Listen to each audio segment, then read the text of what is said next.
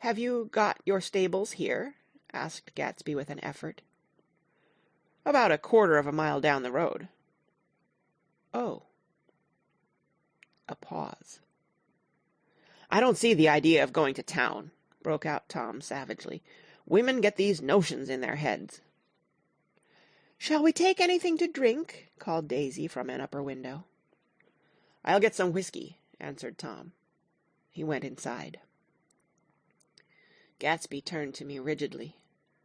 "I can't say anything in his house, old sport." "She's got an indiscreet voice," I remarked. "It's full of—" I hesitated. "Her voice is full of money," he said suddenly. That was it. I'd never understood before. It was full of money. That was the inexhaustible charm that rose and fell in it, the jingle of it, the cymbals' song of it. High in a white palace, the king's daughter, the golden girl. Tom came out of the house, wrapping a quart bottle in a towel, followed by Daisy and Jordan, wearing small, tight hats of metallic cloth, and carrying light capes over their arms. "Shall we all go in my car?" suggested Gatsby. He felt the hot green leather of the seat. "I ought to have left it in the shade." "Is it standard shift?" demanded Tom. "Yes." "Well, you take my coupe and let me drive your car to town." The suggestion was distasteful to Gatsby. "I don't think there's much gas," he objected. "Plenty of gas," said Tom boisterously. He looked at the gauge. "And if it runs out, I can stop at a drugstore. You can buy anything at a drugstore nowadays." A pause followed this apparently pointless remark. Daisy looked at Tom frowning, and an indefinable expression, at once definitely unfamiliar and vaguely recognizable, as if I had only heard it described in words, passed over Gatsby's face. "Come on, Daisy," said Tom, pressing her with his hand toward Gatsby's car. "I'll take you in this circus wagon." He opened the door, but she moved out of the circle of his arm. "You take Nick and Jordan. We'll follow you in the coupe." She walked close to Gatsby, touching his coat with her hand. Jordan and Tom and I got into the front seat of Gatsby's car. Tom pushed the unfamiliar gears tentatively, and we shot off into the oppressive heat, leaving them out of sight behind. "Did you see that?" demanded Tom. "See what?" He looked at me keenly, realizing that Jordan and I must have known all along. "You think I'm pretty dumb, don't you?" he suggested. "Perhaps I am, but I have almost a second sight, sometimes, that tells me what to do. Maybe you don't believe that, but science—" He paused. The immediate contingency overtook him, pulled him back from the edge of the theoretical abyss. "I've made a small investigation of this fellow," he continued. "I could have gone deeper if I'd known." "Do you mean you've been to a medium?" inquired Jordan humorously. "What?" Confused, he stared at us as we laughed. "A medium?" "About Gatsby." "About Gatsby? No, I haven't. I said I'd been making a small investigation of his past." "And you found he was an Oxford man," said Jordan helpfully. "An Oxford man!" He was incredulous. "Like hell he is. He wears a pink suit." "Nevertheless, he's an Oxford man." "Oxford, New Mexico," snorted Tom contemptuously. "Or something like that." "Listen, Tom, if you're such a snob, why did you invite him to lunch?" demanded Jordan crossly. "Daisy invited him. She knew him before we were married, God knows where." We were all irritable now with the fading ale, and aware of it, we drove for a while in silence. Then, as Dr. T.J. Eckelberg's faded eyes came into sight down the road, I remembered Gatsby's caution about gasoline. "We've got enough to get us to town," said Tom. "But there's a garage right here," objected Jordan. "I don't want to get stalled in this baking heat." Tom threw on both brakes impatiently, and we slid to an abrupt, dusty stop under Wilson's sign. After a moment the proprietor emerged from the interior of his establishment and gazed hollow-eyed at the car. "Let us have some gas," cried Tom roughly.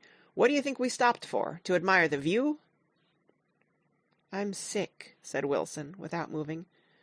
"Been sick all day." "What's the matter?" "I'm all run down." "Well, shall I help myself?" Tom demanded. "You sounded well enough on the phone."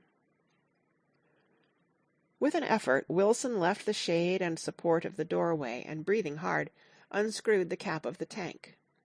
In the sunlight his face was green. "I didn't mean to interrupt your lunch," he said, "but I need money pretty bad, and I was wondering what you were going to do with your old car." "How do you like this one?" inquired Tom. "I bought it last week." "It's a nice yellow one," said Wilson, as he strained at the handle. "Like to buy it?" "Big chance." Wilson smiled faintly. "No, but I could make some money on the other."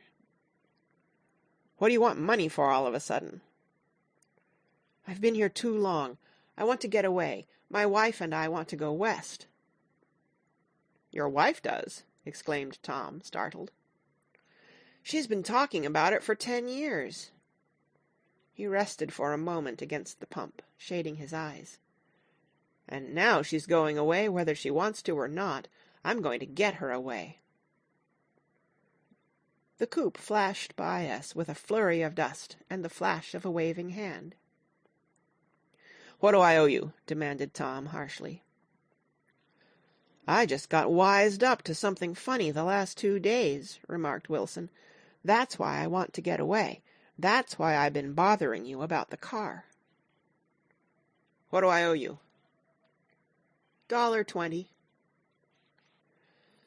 The relentless beating heat was beginning to confuse me, and I had a bad moment there before I realized that, so far, his suspicions hadn't alighted on Tom. He had discovered that Myrtle had some sort of life apart from him in another world, and the shock had made him physically sick. I stared at him, and then at Tom, who had made a parallel discovery less than an hour before, and it occurred to me that there was no difference between men in intelligence or race so profound as the difference between the sick and the well. Wilson was so sick that he looked guilty, unforgivably guilty, as if he had just got some poor girl with child. "I'll let you have that car," said Tom. "I'll send it over tomorrow afternoon." That locality was always vaguely disquieting, even in the broad glare of afternoon, and now I turned my head as though I had been warned of something behind. Over the ash heaps the giant eyes of Dr. T.J. Eckelberg kept their vigil, but I perceived, after a moment, that other eyes were regarding us with peculiar intensity from less than 20 feet away. In one of the windows over the garage the curtains had been moved aside a little, and Myrtle Wilson was peering down at the car. So engrossed was she that she had no consciousness of being observed, and one emotion after another crept into her face like objects into a slowly developing picture. Her expression was curiously familiar. It was an expression I had often seen on women's faces, but on Myrtle Wilson's face it seemed purposeless and inexplicable until I realized that her eyes, wide with jealous terror, were fixed not on Tom, but on Jordan Baker, whom she took to be his wife. There is no confusion like the confusion of a simple mind, and as we drove away Tom was feeling the hot whips of panic. His wife and his mistress, until an hour ago secure and inviolate, were slipping precipitately from his control. Instinct made him step on the accelerator with the double purpose of overtaking Daisy and leaving Wilson behind, and we sped along toward Astoria at 50 miles an hour until, among the spidery girders of the elevated, we came in sight of the easy-going blue coupe. "Those big movies around 50th Street are cool," suggested Jordan.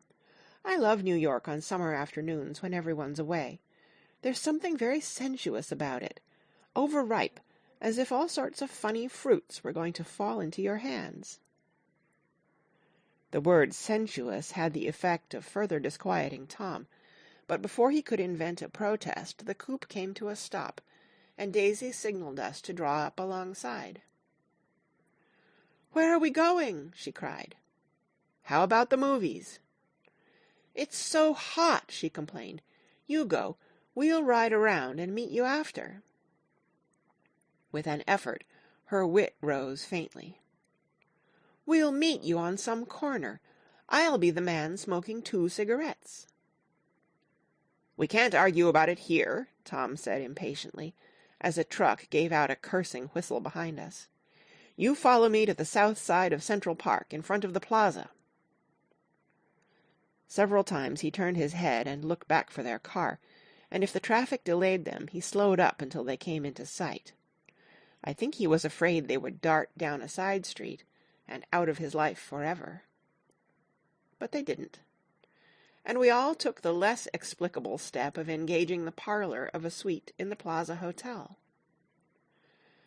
The prolonged and tumultuous argument that ended by herding us into that room eludes me, though I have a sharp physical memory that, in the course of it, my underwear kept climbing like a damp snake around my legs, and intermittent beads of sweat raced cool across my back. The notion originated with Daisy's suggestion that we hire 5 bathrooms and take cold baths, and then assumed more tangible form as a place to have a mint julep.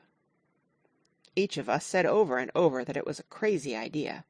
We all talked at once to a baffled clerk and thought, or pretended to think, that we were being very funny.